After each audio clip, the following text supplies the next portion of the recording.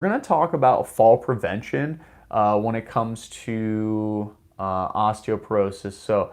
Um, if you are somebody who is at a higher risk for developing osteoporosis, specifically those older adults, and we know that when you do fall, if you do have osteoporosis, the chances of it being potentially damaging for the rest of your life is incredibly high.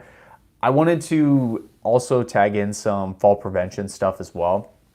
As we just mentioned, breaking a bone can be extremely devastating on your health, can affect your quality of life, lead to permanent disability, and your body may never be the same. That individual I talked about at the beginning of the podcast, they were never the same. They never got back to that level that they once were. So it's very, very unfortunate and just sad, but it's something that we can hopefully prevent falls and kind of tweak a little bit if we do have osteoporosis. So one of the big things you can consider if you do have osteoporosis and you want to prevent falls is kind of checking your ego to the side. And if you do need an assistive device like a cane or a walker, be okay with using that because, you may realize that, okay, I need this, at least right now, right? I need this right now. If I don't use it, I might fall and hurt myself. So using those assistive devices when you need, using railings when you're walking up places, maybe when you're getting in and out of a tub, you might need one of those special ones to get in and out. Use railings and assistive devices when needed. Limit non-tripping hazards around your home. That's also crucial. So if you're thinking about your home, is it set up in a way that would increase the chances of a fall? As in, is there clutter on the ground? Are there different rugs and different things that you might fall over and trip over? This is something I just thought of, but maybe you have a dog or a bunch of animals. Maybe you have a grandkid that comes over and there's toys everywhere. Those are all risk factors that could lead to actually falls. So just being a little more intentional with our thoughts of how we set up our home can lead to a lot less risk of breaking a bone from that fall if we do have osteoporosis. Another thing is to wear non-slick shoes.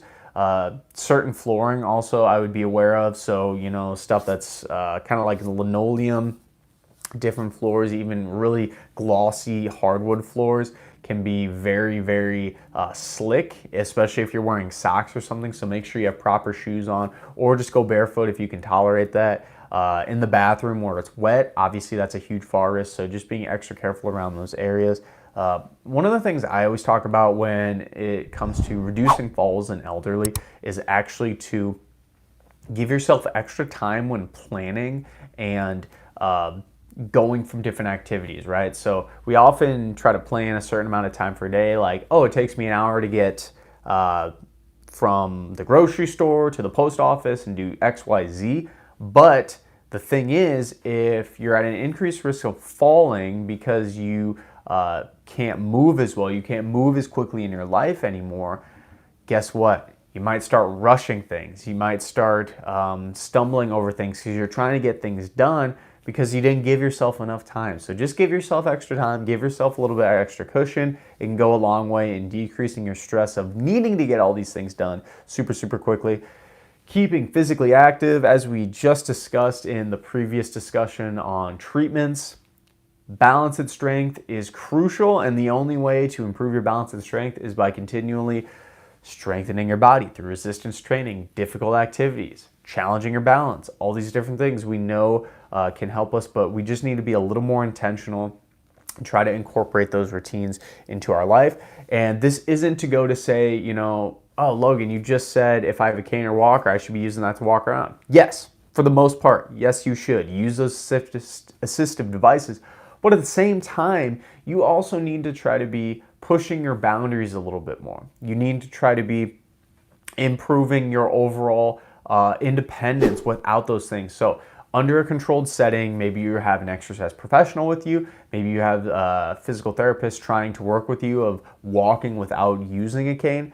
That's also crucial too. Know your limits, ask for help when needed. This is kind of tough, but sometimes we just need to check our ego out the door. If you're struggling getting up from somewhere and you feel like you're at an increased risk of falling, ask for help, ask for assistance. There's always somebody who's willing to help you. And also stairs and walkways, use railings when possible. Try your best if you can't get upstairs too well to maybe see if there is kind of one of those sloped walkways. But at the same time, if you're capable of getting up those stairs, by all means do it. If it's a little challenging, but that gives you a little bit of work with your muscles, please do it just in a safe